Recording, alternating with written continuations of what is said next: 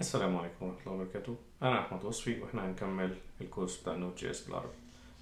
زي ما إحنا كنا متعودين إن إحنا دايما بنستخدم بوستمان، وبوستمان منزلينه كأبليكيشن سيبريت لوحده.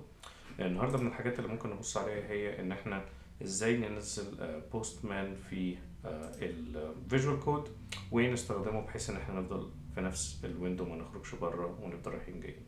طيب لو رحنا هنا للإكستنشنز وبعد كده كتبنا بوستمان، هنلاقي اول حاجة هتبان لنا وبعدين نقدر نعمل له انستول. هو دلوقتي بيحمل البوستمان، وزي ما احنا شايفين هنا ان هو بيزود لنا تابة جديدة على الشمال هنا، نقدر ان احنا ندوس عليها وبعدين نعمل اكونت او نعمل لوجن. انا في الحالة دي ممكن اعمل لوجن،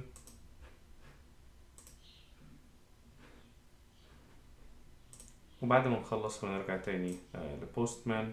بعد ما نعمل لوجن هنلاقي ان احنا نقدر دلوقتي نستخدم بوستمان في البراوزر نفسه.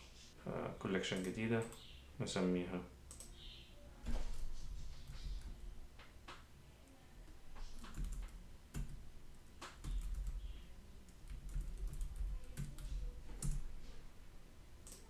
وبعدين نقدر نزود اول ريكوست لينا. زي ما احنا مشغلين السيرفر بتاعنا وعارفين ان احنا عندنا الريكوست اللي هي بتاعت ال 3000، اللوكال هوست 3000 كبوست ريكوست. ونجرب هنا نشوف. سوري انا مش مشغل السيرفر.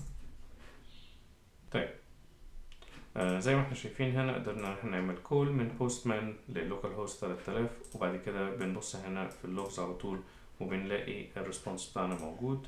ده كده كان سريعا عن بوستمان وازاي ان احنا نقدر ننزله في الفيجوال كود ونستخدمه بدل ما ننزله كابليكيشن بره الفيجوال كود.